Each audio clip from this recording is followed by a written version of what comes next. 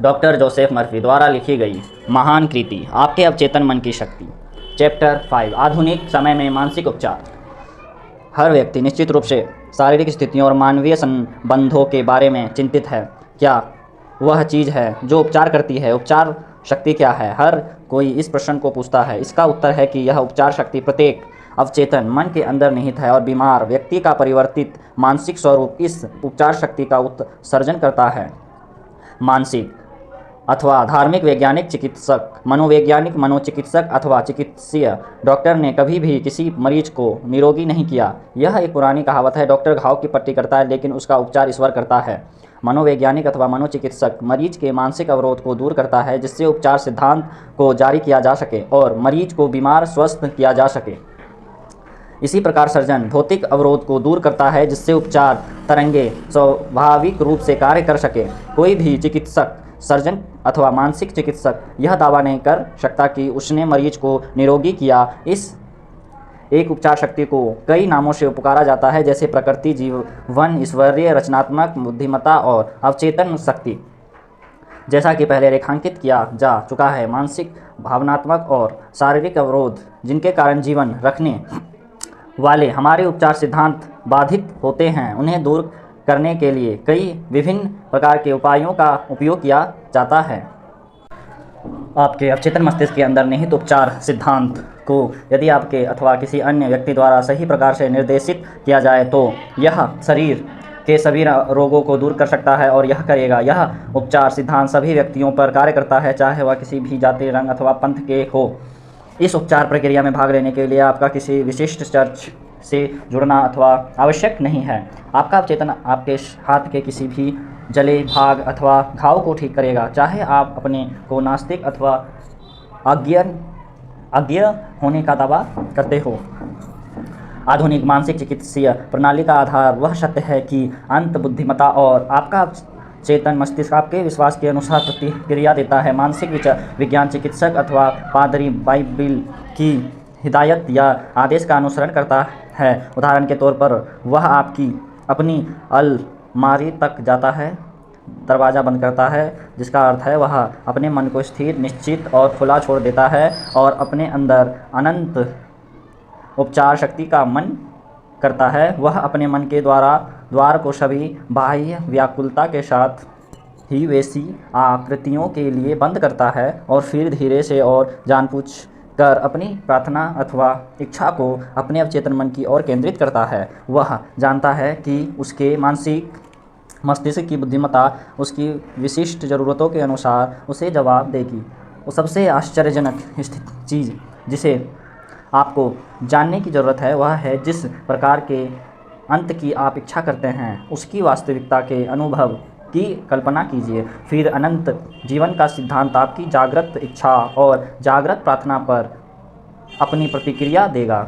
यह उस विश्वास का अर्थ है जिसे आपने प्राप्त किया है और प्राप्त करेंगे। यही एक आधुनिक मानसिक वैज्ञानिक करता है जब वह प्रार्थना चिकित्सा का उपयोग करता है। उपचार की एक प्रक्रिया सभी चीज़ें, बिल्ली, कुत्ता, पेड़, घास, हवा और धरती में जो कुछ भी जीवंत है उस पर यह सार्वभौमिक उपचार सिद्धांत कार्य करता है। यह जीवन का सिद्धांत सभी जानवरों, सब्जियों और खनिज साम्राज्य पर प्राकृतिक और वृद्धि के नियम की तरह अपना कार्य करता है। मनुष्य इस जीवन के सिद्धांत को जानता है और वह इसे जानबूझ कर अनगिनत तरीकों से स्वयं को आशीर्वाद दे सकता है। इस सार्वभौतिक शक्ति का उपयोग विभिन्न दृष्टिकोणों की तकनीक और तरीकों द्वारा किया जा सकता है, लेकिन उपचार की एक ही प्रक्रिया है, वह है विश्वास, क्योंकि आपके विश्वास के अनुसार ही आपके साथ ऐसा होगा। विश्वास का नियम।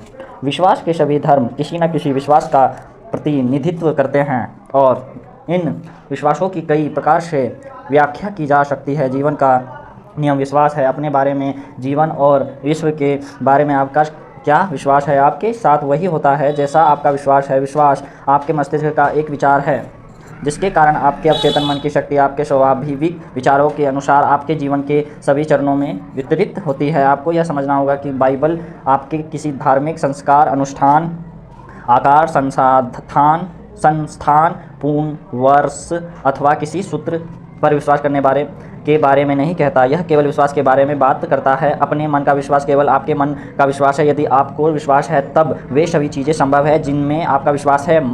किसी भी ऐसी बात पर विश्वास करना बेवकूफ़ी है जो आपको आहत या नुकसान पहुंचा सकती है। याद रखें, यह ऐसी वस्तु नहीं जिस पर आप विश्वास करते हैं और जो आपको नुकसान पहुंचा सकती है, लेकिन यह आपके मन का विश्वास अथवा विचार है जो परिणाम को उत्पन्न करता है। आपके सभी अनुभव, कार्य और जीवन की सभी घटनाएं और परिस्थितियां कुछ नहीं, केवल आपके अपने विचारों के प्रतिबिंब और प्रतिक्रिया हैं।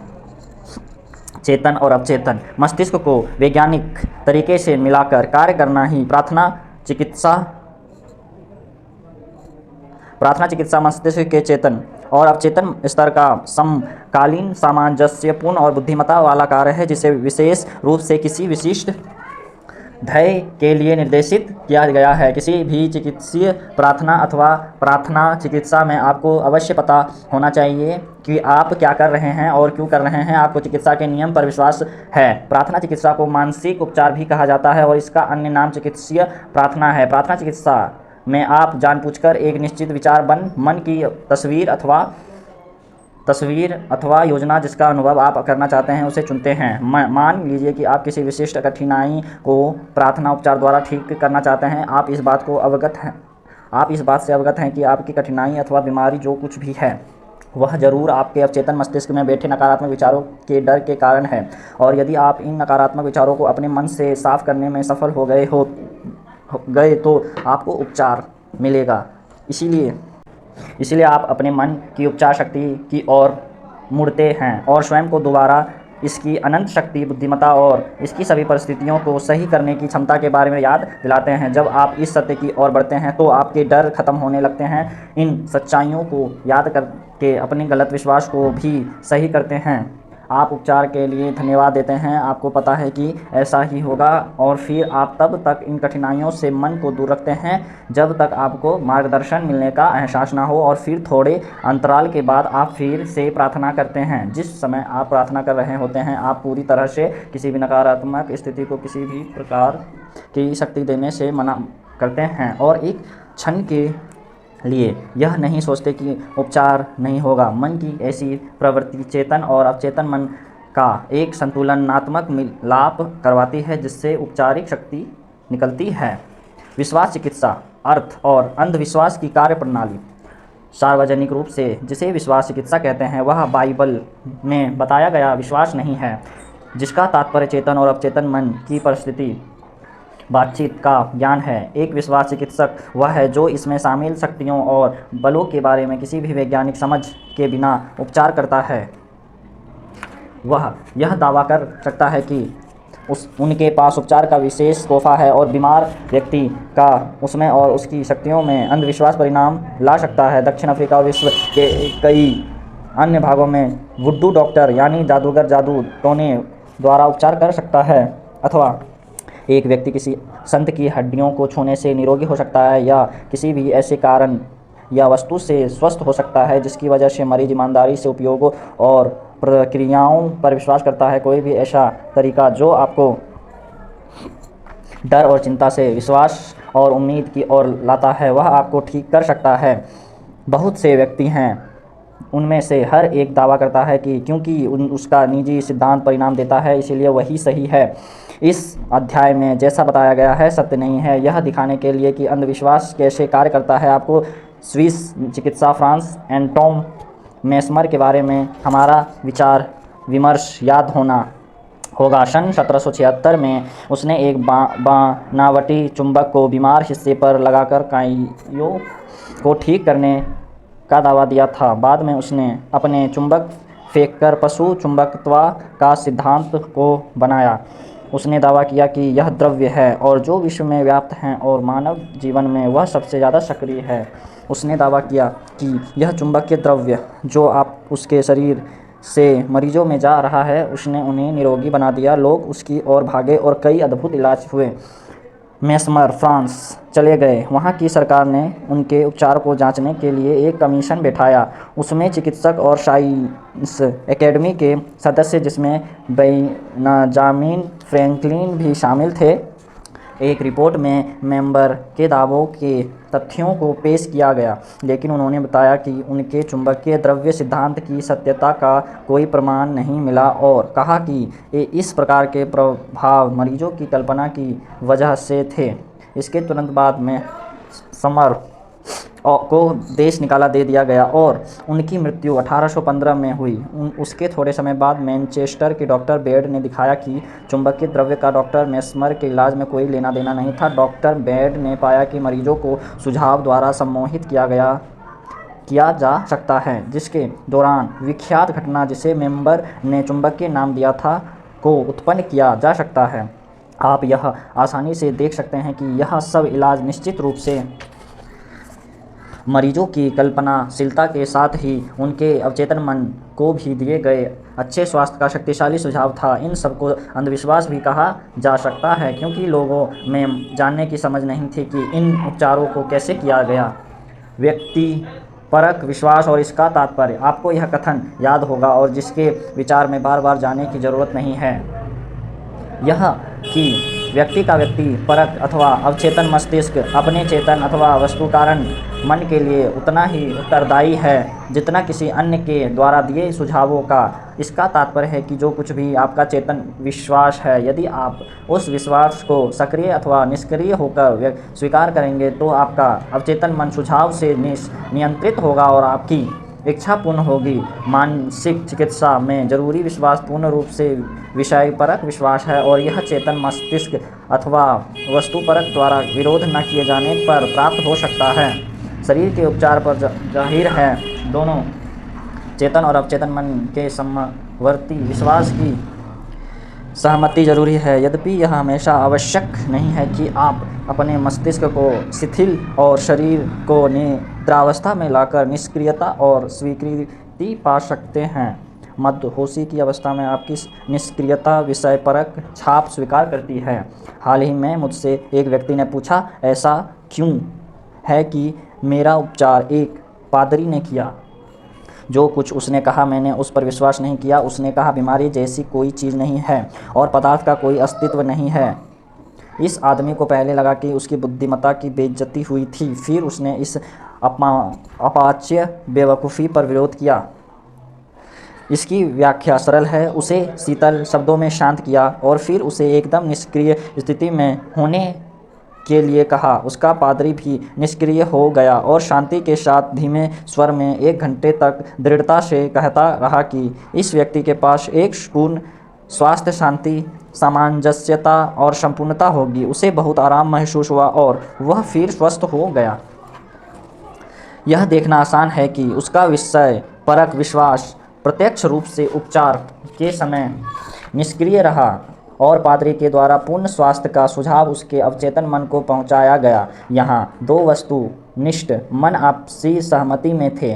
चिकित्सक की शक्ति पर संदेह अथवा सिद्धांत के सही होने के संदेह पर मरीज द्वारा विरोधी आत्म सुझावों से पादरी बाधाग्रस्त नहीं हुआ। निद्रावस्था मदहोश अवस्था में चेतन मन की विरोध बहुत कम हो जाता है और परिणाम निकलता है मरीज के अवचेतन मन को इस प्रकार के सुझावों से नियंत्रित करने पर कार्य इच्छानुसार हुआ और उपचार शुरू हो गया। अनुपस्थिति उपचार का अर्थ।